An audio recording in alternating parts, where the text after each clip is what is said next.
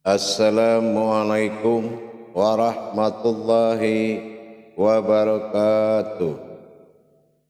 Alhamdulillahi rabbil alamin. Assalatu wassalamu ala asrafil anbiya'i wal mursalin Sayyidina wa maulana Muhammadin. Ashhadu an la ilaha illallah wa ashhadu anna Muhammadar Rasulullah. Allahumma salli ala Sayyidina Muhammadun musabihil wal ikram, ya wal jalil wal ikram. La nabiyya ba'da amma ba'du. Ibadallah wa ittaqullah. Bersyukur kita kepada Allah dengan mengucapkan alhamdulillahi rabbil alamin atas segala karunia, limpahan nikmat dan hidayahnya, serta dengan izinnya juga kita dapat menjalankan amanahnya, beramal dan beribadah zahir batin dunia dan akhirat. Alhamdulillah, insyaallah bersyukur kita kepada Allah. Bertemu lagi dengan saya Guru Mursyid Syekh Nur Muhammad Buya Irwan Maulana Al-Khalidi Sumatera Barat, dalam rangka meningkatkan rasa iman dan takwa kita kepada Allah, tentunya dengan kita bertolabul ilmi.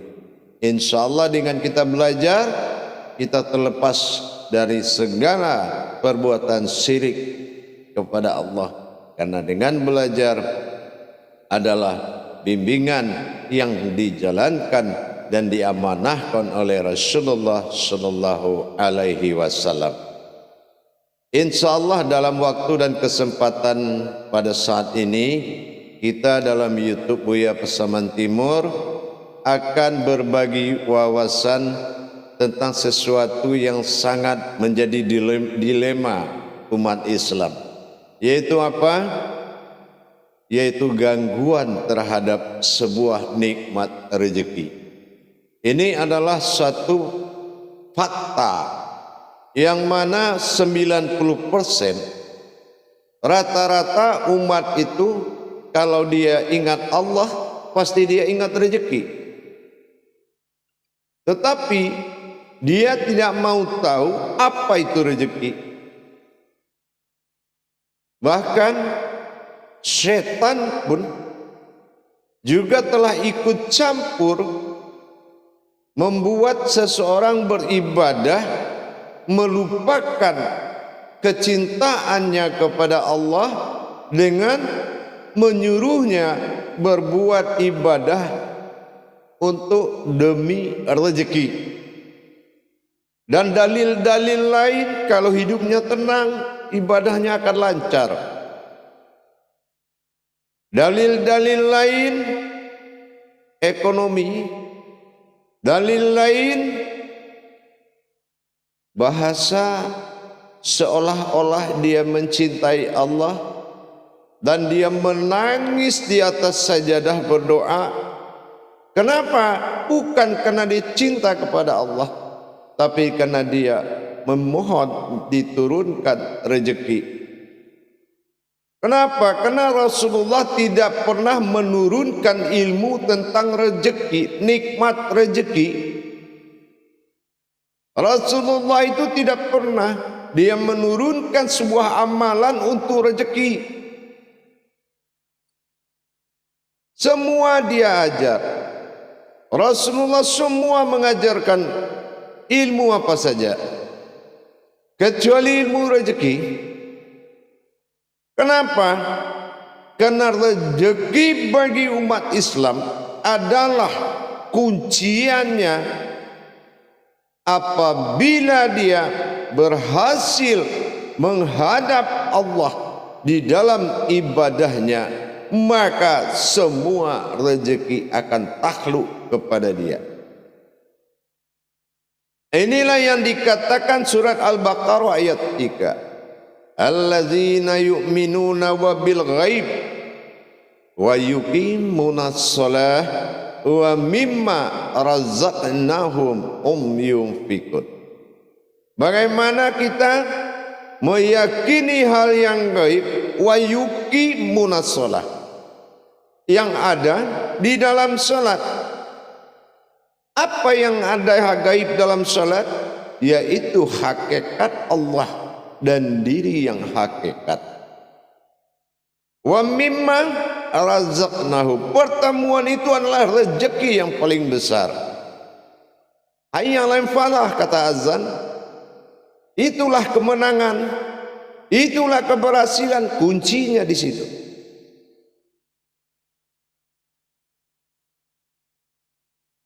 Hadirin jamaah yang dirahmati Allah, bukan kita harus memilah-milah antara Allah dengan rezeki. Memang rezeki itu siapa? Ada sebuah kodrat namanya rezeki. Tidak ada di bumi dan di langit dan di antara keduanya ada nama sebuah kodrat bernama rezeki. Nikmat itu kan tiga. Pertama, nikmat ilmu. Yang kedua, nikmat rezeki. Yang ketiga, nikmat derajat. Kalau ilmu tidak melahirkan derajat, bagaimana bisa mendapatkan rezeki? Karena rezeki itu syakatum, lain sakartum, sebuah kemakluman dari Allah. Kalau Allah belum maklum dengan apa yang kita perbuat, tidak memberikan perhatian sesungguh-sungguhnya dengan Allah, maka Allah juga tidak perhatikan. Ini juga akan berakibat fatal. Tidak bersungguh-sungguh bertuhan kepada Allah, ini juga akan berakibat fatal. Rezeki, siapapun yang mencari rezeki dengan doa apapun tidak akan bisa. Saya bilang tidak akan bisa selagi dia belum tahu siapa rezeki itu.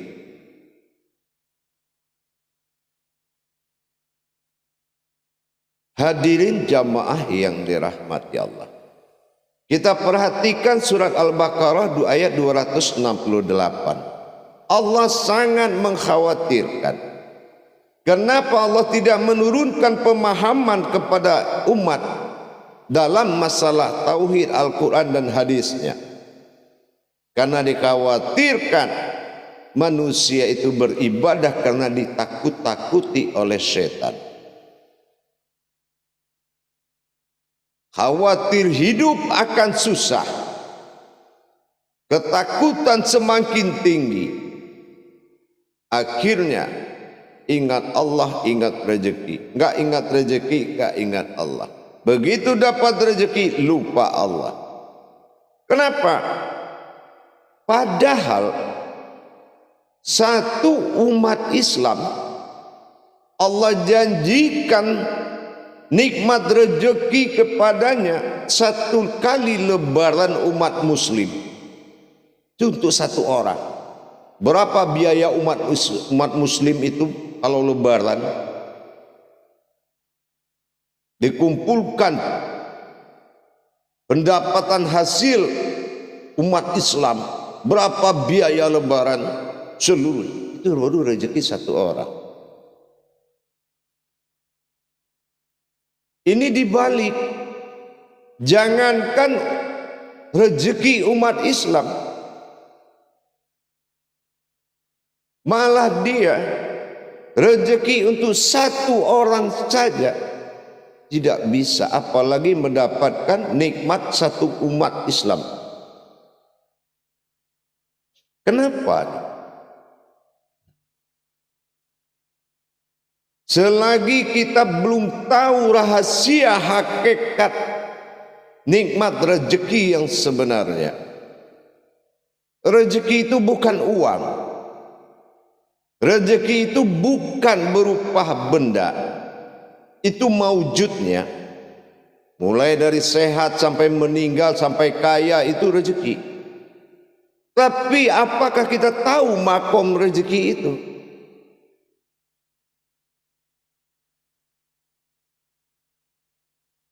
Tahu nggak kita akibat dari pelanggaran rezeki? Kenapa rezeki ditahan oleh Allah? Semua umat Islam bilang rezeki mah di tangan Allah. Kenapa Allah nggak turunkan?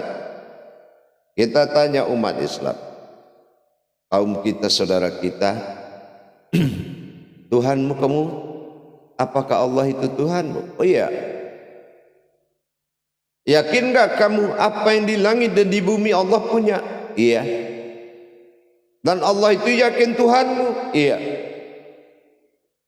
Dan Allah itu, kamu yakin Allah itu kaya, maha kaya? Iya. Kamu umatnya? Iya. Kenapa kamu miskin? Kenapa kamu susah? Ada apa kamu dengan Allah? Ada masalah apa kamu dengan Allah? Kenapa tidak ada perhatian Allah kepadamu?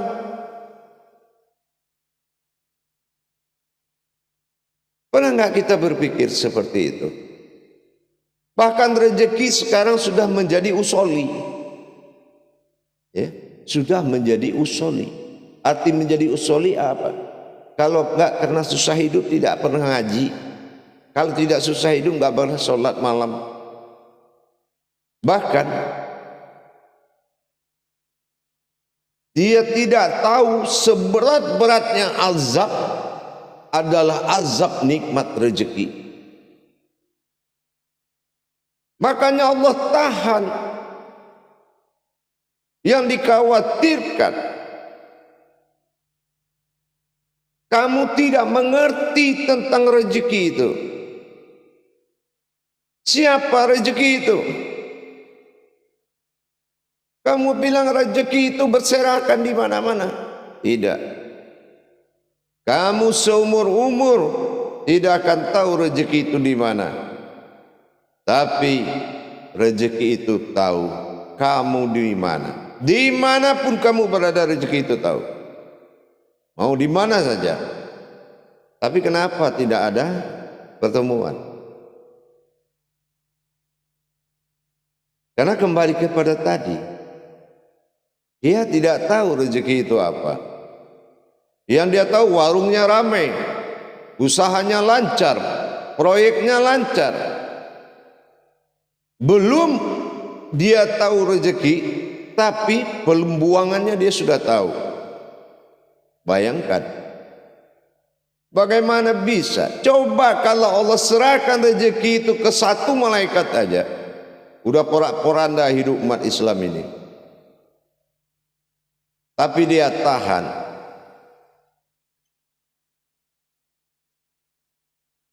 Untuk itu jamaah para hadirin, jangan terlalu terburu nafsu di dalam berbuat ibadah kepada Allah. Apalagi wabil khusus ada rezeki. Kadang-kadang lagi asik mengaji, datang SMS dari rumah, WA, bang di rumah beras habis. Itu guru ditinggalin di pulang. Padahal di situ ada nikmat rezeki. Di situ ada kuncian rezeki.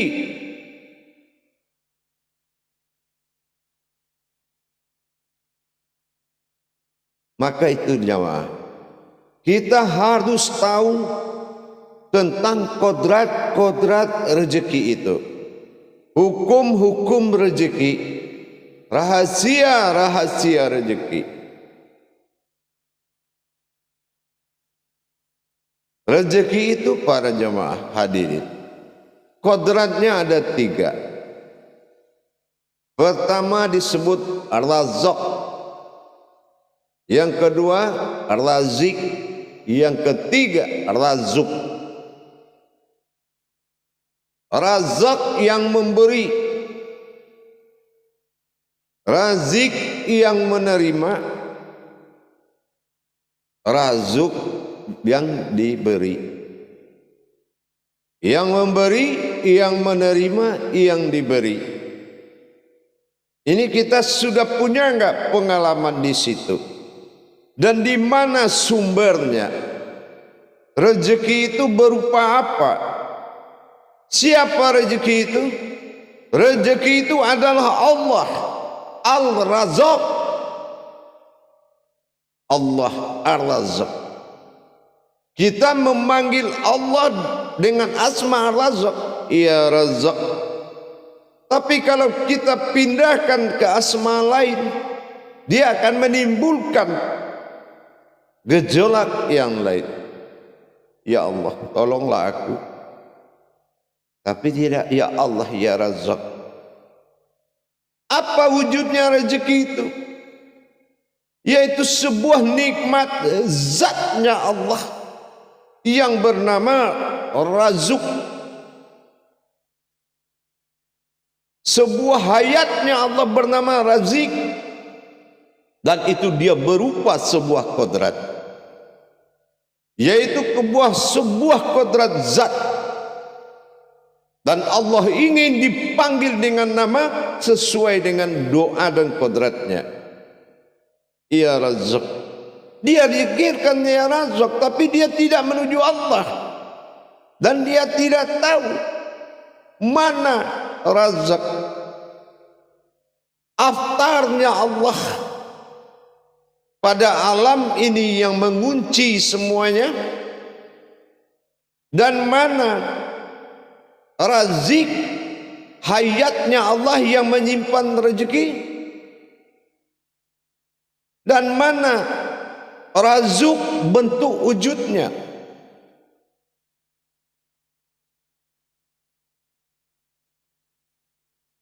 Kalau zat yang tiga kodrat ini tidak ada dalam matamu di saat kamu berkomunikasi dengan Allah, mana zatnya, mana hayat dan mana wujudnya,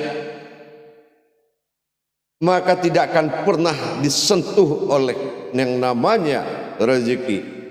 Apapun bentuknya, berbentuk uangkah, berbentuk hartakah, berbentuk berlian, berbentuk apa saja, kalau tidak zat Allah itu. Makanya saya perhatikan di sini, jangan kita berbuat tanpa ilmunya.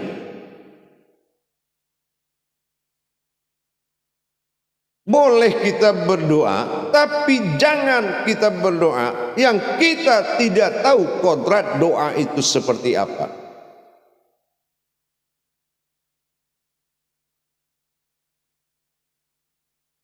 Kita sampai ke dukun-dukun yang pakai air ini, kembang ini, segala macam, tanam di tanah ini, segala macam, bakar di dalam warung ini, segala macam.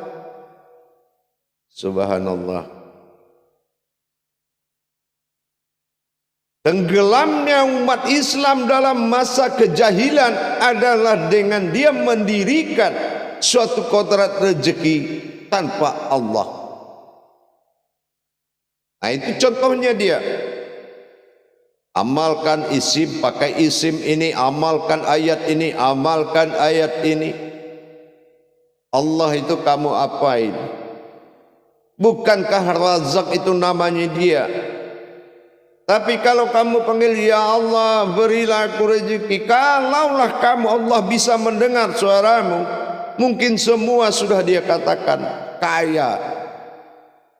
Tapi Allah tidak mendengar kalammu. Yang dia dengar adalah pandanganmu. Yang dia dengar adalah pandanganmu, bukan suaramu. Inilah marifatullah. Allah lebih mendengar apa yang kamu pandang daripada apa yang kamu katakan. Ingat itu. Allah lebih mendengar apa yang ada dalam pandanganmu daripada apa yang kamu katakan.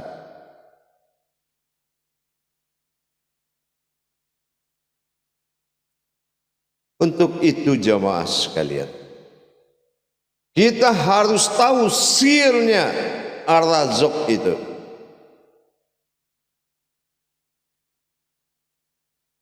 Allah khawatirkan kamu akan kufur.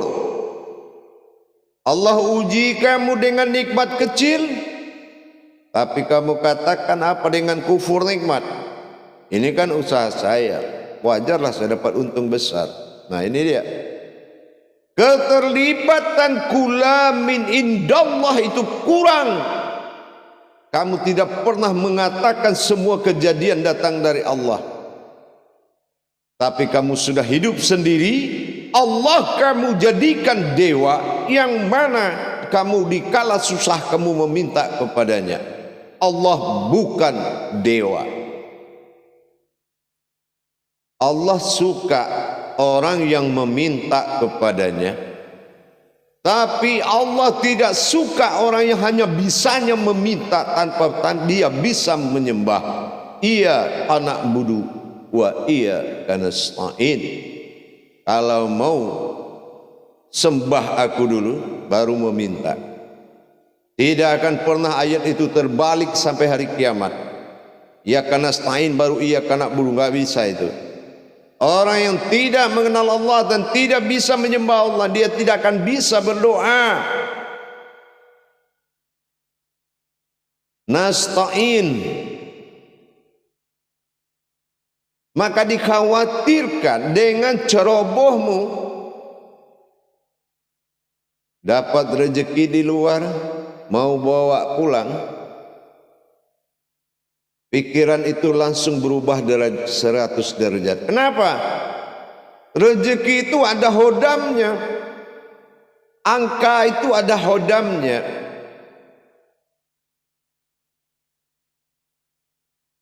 Ada nilai hodamnya. Kalau kamu nilai kodratmu di bawah hodam, selesai. Yang dibawa pulang itu sisa-sisa. Sisa dari main sono, main sini, gembira sana, gembira sono. Udah sisa dari hasil bagi-bagi dengan perempuan, dengan semuanya. Sisanya bawa pulang. Benar nggak itu? Alasan di rumah cuma begini dapatnya, tapi nggak pernah dibilang ke keluarga ini dikasih Allah segini, enggak. Dengan sombongnya, dengan begana begini, dengan bohong dan dustanya, dia kasih makan anak istrinya dengan hasil dustanya. Akhirnya tumbuhlah jadi darah makanan, makanan dari darah, darah jadi otak, otak jadi jahat lagi. Karena ketidaksampai Allah campur kulamin indallah tadi, karena dia tidak merasa ini dari Allah. Buktinya benar, kalau dia tidak jalan tidak ada dapat. Tapi tahu nggak dia bisa berjalan itu kena siapa? Langkahnya saja langkah mati, bukannya langkah Allah, bukannya langkah milah, bukannya langkah lillah, bukannya langkah bilah, filah tilah. Hanya langkah biasa, langkah batil, dapat yang haram bawa pulang, yang halal untuk poya-poya. Inilah yang dikhawatirkan. Berbuat dosa kamu dengan menzolim, dengan berbuat zina, tidak separah ancaman kalau kamu kufur nikmat kepada Allah. Jangan main-main kalau rezeki itu sangat menelan azab yang sangat pedih. Jangan dipikir berbuat haram, berbuat dosa, dajjal di luar segala macam, dosanya berat. Tidak. Yang paling berat, orang yang tidak pernah bersyukur kalau rezeki datang dari Allah. Orang yang kufur. Perhatikan surat Ibrahim ayat 7. A'udzubillahi minasyaitonirrajim. Bismillahirrahmanirrahim. Wa iz ta'azana rabbukum la in syakartum la izananakum wa la in kafartum inna azabi lasyadid. Ingatlah kata Allah, tak kala aku memaklumkan, hanya maklum, Allah coba memalukan. Sesungguhnya jika kamu bersyukur, pasti akan kutambah nikmat-nikmatku. Akan kutambah kata Allah kepadamu. Tapi karena kamu mengatakan ini bukan dari Allah, ini rezeki, ini jalan hidupku, ini kerjaan aku, gaji bulanan aku, segala macam. Dan jika kamu mengingkari nikmatku, maka sesungguhnya azabku sangat pedih. Ibrahim ayat 7.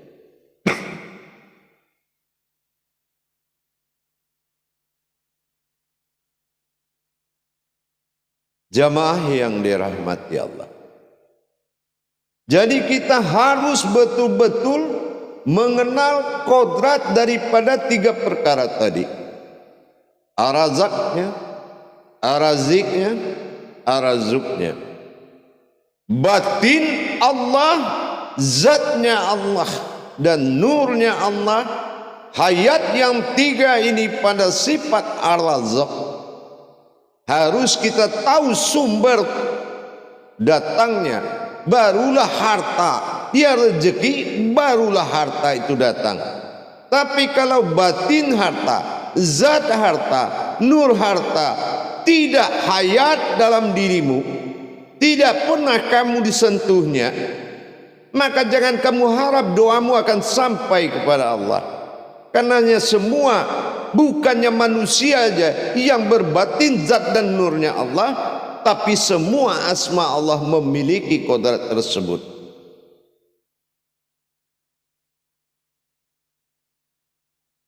Maka kita harus belajar dari mana sumbernya datang 3 kodrat tadi, sehingga apapun yang kita jalankan, alam ini al-maidah, dia menghidangkan tuannya.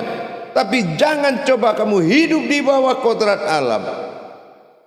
Tapi kalau kamu hidup di dalam khalifahnya Allah, khalifatullah, derajatnya khalifahnya Allah, maka dia akan melayanimu. Tetapi bagaimanapun Allah bernama Ar-Razzaq, tapi jangan kamu panggil dengan asma lain. Panggillah asma menuju husna. Kalau tuntutan alif lam lam ha akan membuat kamu menuju ibadah, maka lihat asma lain. Apa Allah siapkan kebutuhanmu dalam nama dia. Allah sudah siapkan kebutuhan. Nama apa saja yang kamu mau. Hadirin jamaah sekalian, panggillah dia. Hanya Allah lah yang akan datang dengan namanya Ya Razzaq. Tahukah wujudnya apa? Ya Razik. Tahukah wujudnya apa? Ya Razuk. Begitu wujud itu turun, insya Allah al-maidah, alam ini akan menghidangkan. Maka kamu adalah cocok bertuhan kepada Allah. Allah maha kaya. Apa yang di langit di bumi dia punya. Kamu umatnya, apa yang kamu mau Allah sediakan. Itu baru cocok. Tapi kalau kamu hanya hidup menyebut nama Allah dan hayat sekedar hidup, semua yang di hutan juga hidup, semua yang dimakan di hutan juga makan. Maka kita harus memiliki wawasan pengetahuan hakikat kepada asmanya Allah menuju doa. Tapi kalau Allah kamu panggil tidak dengan asma sesuai dengan hajatmu, tidak dengan sesuai asmanya, maka tidak akan pernah kamu dapati apapun yang kamu mau. Mana batina Razak, mana zatnya Razik, mana nurnya Razuk, di mana bersembunyinya, kapan bisa turunnya, bagaimana cara dia datang, ibadah apa yang kita lakukan, itu Allah lah itu. Sudahkah kamu mengatakan itu Allah? Ya Razak itu Allah. Kodratnya apa? Ya Razak. Di mana makomnya? Di mana wujudnya itu? Hayatnya itu di mana? Batin rezeki itu di mana? Razik dan razuk itu. Dan itu harus kita punya pengalaman di situ. Tapi apapun yang kamu amalkan, Allah tidak akan bergeser dari asmanya.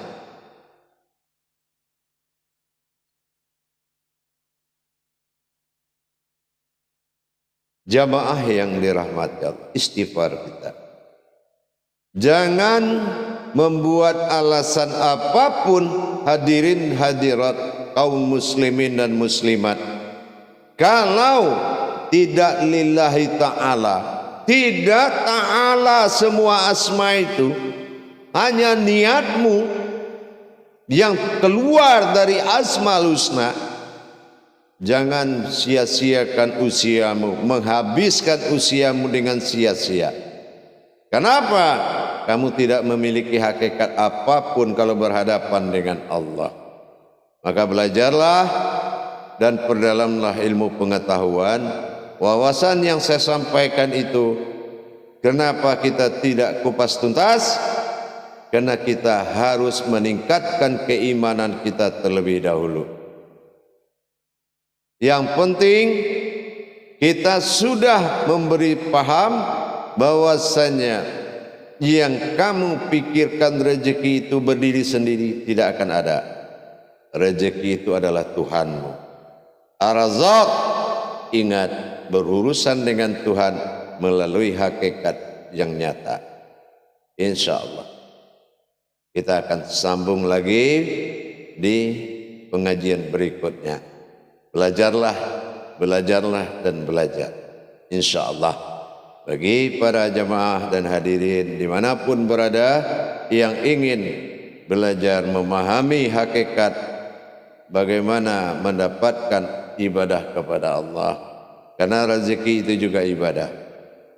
Tidak ada manusia yang tidak luput dari rezeki, tapi jangan kamu luput dalam rezeki. Insya Allah. Mudah-mudahan Allah itu sangat tahu. Sebelum kamu berdoa pun jamaah, para hadirin dan hadirat, Allah itu sudah tahu. Wallahi bikulli syai'in. Allah itu sudah maklum. Tidak perlu juga diteriakin pakai nangis-nangis di sajadah sampai teriak-teriak. Tidak perlu. Seolah mati besok pagi nggak tahunya minta rezeki doang. Tidak usah berdiplomasi apa-apa. Tuntutlah ilmunya yang benar. Insya Allah. Baik jamaah sekalian, di tayangan berikut akan kita sambung lagi insyaallah. Wabillahi taufiq wal hidayah. Wassalamualaikum warahmatullahi wabarakatuh.